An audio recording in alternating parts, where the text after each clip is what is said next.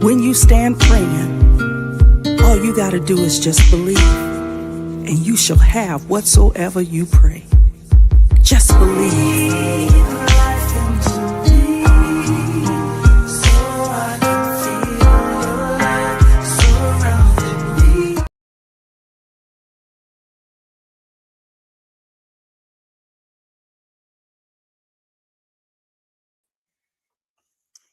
Good evening, everyone. My name is Rosalind Farrell, and I will be your host on tonight's Just Breathe podcast.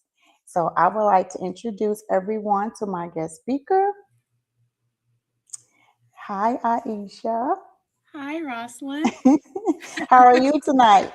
I'm doing well. How about you?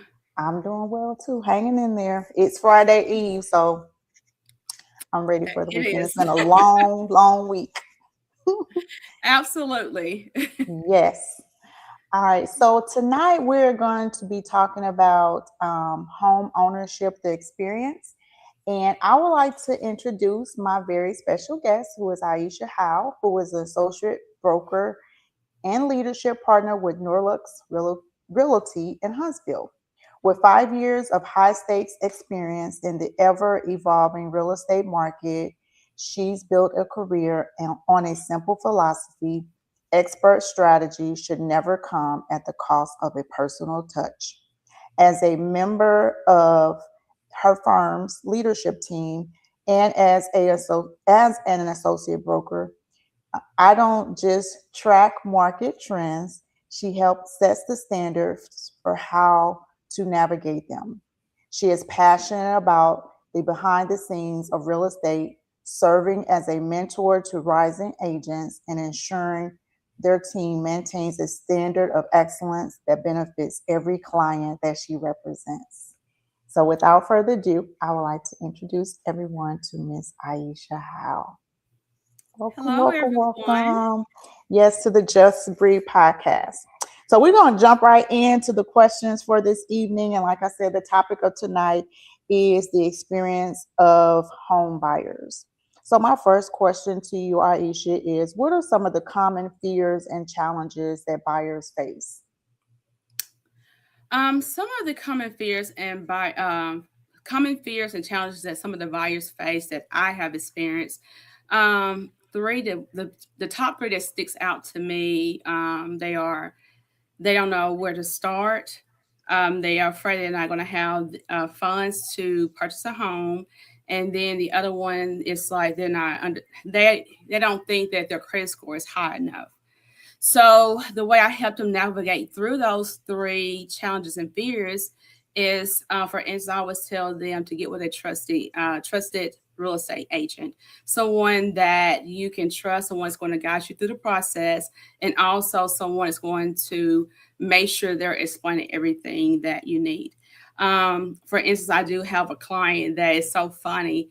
Um, she's a first time home buyer, and so whenever we were going through the process and she started texting us WWID, I was like, what is WWID? She said, what would Isha do? I love it. Yeah, so I was like, okay, I get it now. So that right there let me know that she trusts me enough to help her, with this process. Even when speaking to the lenders or even a home insurance agent, she always referred them back to me so that I can gather the information and give it back to her, break it down so that she can understand it. So that is one thing I always tell clients to do. Make sure you get an agent that you trust. As far as like with the finances, so several of them, they was like, well, I don't have money to purchase a home. Well, there's grants available out there that can help them. There are grants that goes up to between $15,000 to $20,000 that the government is giving to help with first-time home buyers. Um, and not only first-time home buyers, but they also do someone like in the medical field as well. So that will help them with their down payment and closing costs. Um, so that of course they have to meet the other requirements for that, but that takes care of the funds part of it if they don't have the funds to for their down payment to purchase a home or the closing costs. And then the other one is the credit score. I have my clients to download the Credit Karma app on their phone. It does not give us the true FICO score, but it just gives them an idea of what their credit score is, and also it kind of gives them let them know, like, okay, what's on my credit. It could be a medical bill that's up there on there that they don't even know about. So it allows them to see if there's any charge off or there's any lates or anything like that. So that kind of gives them a little starting point whenever there's like, okay, I'm afraid of getting started. Let's get with you the right person and let's navigate through this. Love it. Though, like, it is so important. Like when you said trust, make sure you get with someone that you can trust, because this is a huge decision that you're making. Mm-hmm. So making sure that you are with someone that you trust and also has the knowledge and the understanding that's not going to lead you in the wrong direction, right? Because you're the expert. So totally agree with all of those things. Absolutely. Thank you. You're welcome. What's changed in today's market versus years ago? Oh, yeah, several things has changed. And I'll go back to the top three things again. One of them is, of course, the interest rate has changed, from the past few years to now. The negotiation power has changed as well for buyers. And the stagnation versus like the inflation that's within the market. So when it comes to the interest rate, as we all know, back in 2019, 20, those rates were great. I mean, the rates were like, yes, Yes. they were like 2% and 3%, at that time. And versus now we're looking at a little over 6% in the interest rate. So that is a big difference right there in the market that has, changed. And I know several people's like, I wish I would have purchased then. Hopefully we will see those rates again. I can't say that we would or we won't. I don't know. We can't predict that, but definitely, hopefully that, if we do get that chance again, that people take advantage of that low interest rate, because that was amazing. I wish I would have purchased another home then as well. Yeah.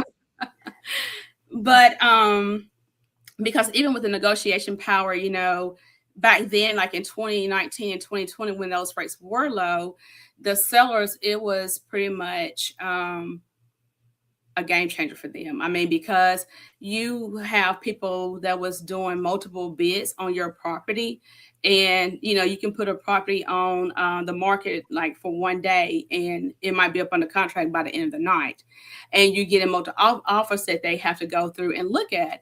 So that's something that has changed, because now we're not doing that. The properties are staying on the market between 50 and 70 days now. So up in there. So yeah, it's a big difference, because the rates are a little higher, and the rate definitely factors in your monthly payment. So if you can't get that interest rate and that payment to work out with the home that you want for the loan amount, then it's going to be kind of challenging. So that's some of the things right there that's changed tremendously with the past versus what we're doing now. Yes. And I'm with you. I'm praying those interest rates come on back down to the 2% and 3%, because it was amazing. And that was like, I jumped in, but it was like during the time, like 2021, 2022-ish, when people were cash offering over. I'm like, oh my God, I'm never going to find anything. It was crazy. So you are right. Things have definitely changed. And hopefully we're going to see those low interest rates again. I'm praying that we do. I'm praying for it as well, because I would not let that bypass me this time around. So no, ma'am. We took advantage of that, because for the longest time, I mean, people were buying homes because the interest rates were affordable. But then it's like overnight it changed, and it never dropped back down. Like, wow. Yeah. It's not, but we're still in a good place, because I know years ago, like in the 80s, from what when I was doing my research, those interest rates were like in the double digits, like 15, 18%. Yes. I can't imagine. So That's tough. Yeah. I can't imagine. Me either. No, ma'am. No, ma'am. Yes. So All yeah, right. hopefully, we're all praying that, we'll have a little grace and praying that they'll come back down, but Yes, I'm who praying. knows? Yeah. Yes. So how can we move from thinking about it to actually becoming a homeowner? Um, with that, I kind of do it as like a pyramid. At the very top of the pyramid, I go back to getting the trusted agent that's going to guide you through the process, but also have a few things in place before you begin. One, again, is the credit score. Make sure that your credit score, is okay. Know what's on your credit score. And also, they offer like a free, what's it called? Free first time home buyers Mm-hmm. seminars. You can take advantage of those, and it can also tell you, how to navigate it. But when you first meet with your agent, you are to do like a buyer's consultation. That's what I do with all of my clients. I sit down and I have a buyer's consultation printed out for them, and we go over each thing that's on there. And it starts from, okay, when we first put in the offer to, the home inspections that we have, closing day. It's like so much information. And I give that to them for a safe keep. So whenever we're going through the process, they can kind of highlight, okay, we're here now. We're at this Mm-hmm. state here. So definitely making sure that, mentally that you are ready as well, because it can be a challenge. It's not going to be something that, oh, I just bought a house. No, it's going to be challenges. Yeah, I have so many people is like, I know this much, to purchase a house. It is. It's a lot, because you have some that, like I said, the lender is going to constantly ask for information. They want to know your last two check W-2s, your I think it's like 60 days of bank statements. So I mean, 2 months of bank statements and 2 months of employment. That's to make sure that you're still working and everything that you're reporting is going to be correctly. And the same thing with your W-2s. It's like, okay, it's how much you made the last 2 years. So they are looking at things to make sure that they're taking care of the bank, and also you. So that's some things that I would tell people to make sure that you have those things in order. And, if you are meeting with an agent, have them to say, well, where's my buyer's consultation? What does it look like with you? And let them go over it. But I always tell my clients too, no question is a dumb question. Yes. I didn't know when I first purchased my home, so I would not expect you to know everything, going into this. So definitely rely on your agent a lot if this is going to be your first time buying a home, or if you haven't purchased a home in years, because something still has changed. Oh yeah. But mm-hmm. Yes, ma'am, they did. Because this is my second home purchase, but like you said, there's so many things that change, and having a good real estate agent is so important because I ask a lot of questions. Mm-hmm. So I'm like, please have patience with me. I know I said Uh-huh. this, but then you walk through, I'm like, no. It's like, if this is what you had on your list, and I love the fact that you have the consultation, like you have a checklist to go through with your clients, and that's amazing. Amazing. Yes. Yes, I have Yeah. found that to be a lot helpful, especially with them. I can say it, but if they see it, it registers a little bit more. And Mm-hmm. then it's not only I just give it to them, I also like, okay, let's go to this number here. Let's look at this part on number 1 or whatever, and this is where we're at. And I have them to make little notes on that document so that they'll know, okay, this is what she said as well. So it's a very good tool for them to have in their toolbox whenever they Mm-hmm. are purchasing. Yes. Yeah. Yeah. Especially like for the preparation, like when you were saying the things that they ask you for, like you got to be ready. And if you're not quite there yet, it's okay, but you got to get there because they're going to ask for those things and they have to Mm-hmm. be accurate or you're going to be backpedaling and waiting. So I love the fact that you do put those things together and that you're up, you're honest, you're patient, and you Mm-hmm. have that checklist because all those things matter It matters. all the It way. matters for sure. Yes, ma'am. Yes. All right. So, what advice would you give to someone who is considering buying a house? The advice I would give them is to be patient. Definitely do not give up on the process because again, a lot of people get discouraged. Mhm. And if you are told no in the beginning and they'll tell you wait, a couple months, get some things together or save some money, take advantage of that. Don't get discouraged. It's like, I'm not going to do it because it's not happening now. And I always tell, my clients too, it's all in God's plan. If it's in his plans for Yeah. you to purchase a home now, you're going to purchase one. If he says wait, then we're going to wait. It's a reason why we're waiting. We never know what that wait is, but we have to trust him that to know that, it's for the good of, for your good. Yes. So that's why I would tell mine to make sure that, save money because, even if you do get a grant, there might be some, you're going to have to pay for your home inspection. You'll have to pay for your appraisal. That's funds that's going to have to come out of your pocket. And then you also need to know, say, if your closing cost is short some, well, you're going to need money to make up that difference in your closing costs as well.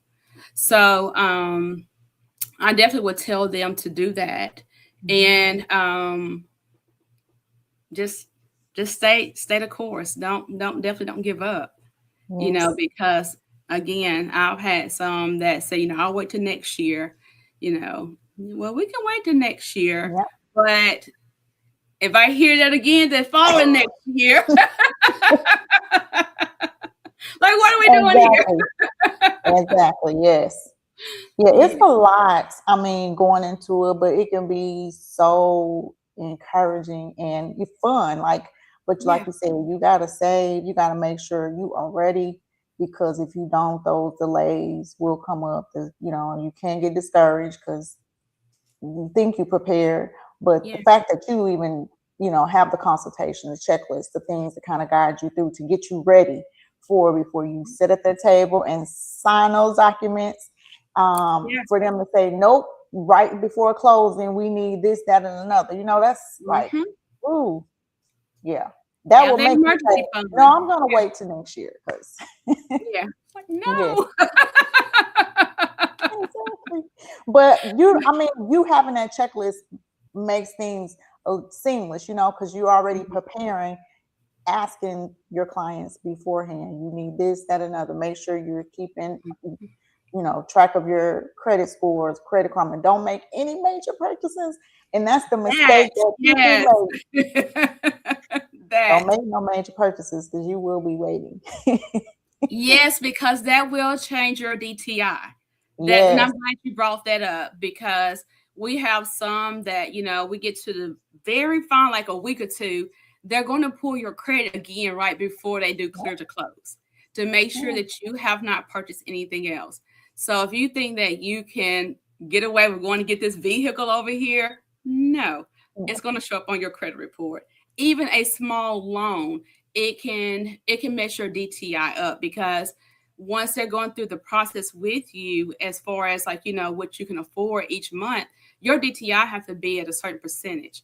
And if you go over that, then that's going to kill the deal. You've paid for this home inspection, this appraisal, and it's nothing you can do because you went out and bought a car. Yes. Absolutely. That is, I mean, that's the truth, though. It is. And Yeah. yeah, yep. But I'm glad you brought that up because we do have, some clients that try to slide that in, Mhm. right at the end. And it was like, no, no, no, don't do that. Yep. That's why I say you got to ask. I ask a lot. When I say a lot of questions, a lot. Hmm. And you got to know. And like you said, just being able to trust your real estate agent, asking the right questions, so that you are aligned and there are no surprises. Exactly. Yeah. Absolutely. Yep. And also, I know some people too, and I need to kind of mention this. even if, say, if you're not able to get a grant, some people, they have borrowed from their 401k. I always tell my clients that's going to be our last resort if we Mm-hmm. can do that, but they will allow you to borrow from your 401k to help with the purchase of a home. So don't think that there's no way that you can do it. Just again, talk to your agent and see what information they can provide to you that can help you with that. With gathering the funds that you need to make the purchase. Yes. Thank you for sharing that. I mean, a lot of people probably don't know that. I mean, Mm-hmm. but that's another resource, you know, and Mm-hmm. it's your money. It's So your money. Yeah, it's it's your your money. money. Yes. Absolutely. Yes. All right, Aisha. Well, we're going to wrap things up tonight. If there's anything that you would like to share, how someone can get in contact with you, if you have a website, for any, someone that's seeking information or guidance, please do so at this time. Share the information. Yes, you can look me up on Facebook. My name is Aisha Howell on Facebook. Sorry, I'm losing my voice. Now you're fine. And on Instagram, I'm Ish the Realtor, so you can find me there. My contact number is 256-497-0629. And then I have a website, www.ihowell@norluxrealty.net. So Thank those are you. ways that you can, find me. Thank you. Thank you so much for sharing it. And thank you so much for being my guest. I have truly enjoyed our conversation. Um, I will be like reaching back out to you, like, because I just believe that things are going to change for our Absolutely. good. Like you said, for our good. Interest rates going to come Mhm. down. We're going to be able to get our rental properties, or, I just think that things are going to, I'm just believing by faith that things are going to change. Absolutely. Absolutely. Yes, Once you have that faith, yeah, yes. you definitely have to believe because um, if you don't have that, then it's dead. Yes, It's you're at like a stopping point here. So definitely, keep the faith, whatever you do, whether like you said, if it's investments or purchase, yes, definitely stay the course. yes. Amen. Well, thank you again for being my special guest. And anyone inspires to be my special guest on the Just Breathe podcast, please reach out to me at whatisyourdetour@gmail.com. I would love, love, love to have you. Thank you for all of our guests that were able to listen in on tonight. If someone wants to reach out to Aisha, she shared her information to ask if you have any questions after this. But thank you again. Thank you for your yes. I'm grateful that Shauna made the connection, although we did know each other, right? But Right. yeah, I'm like, really? Yeah, so I'm glad that we Yes. have the connection. We're gonna stay connected, and I would love to have you again. You have open invitation to come back on again.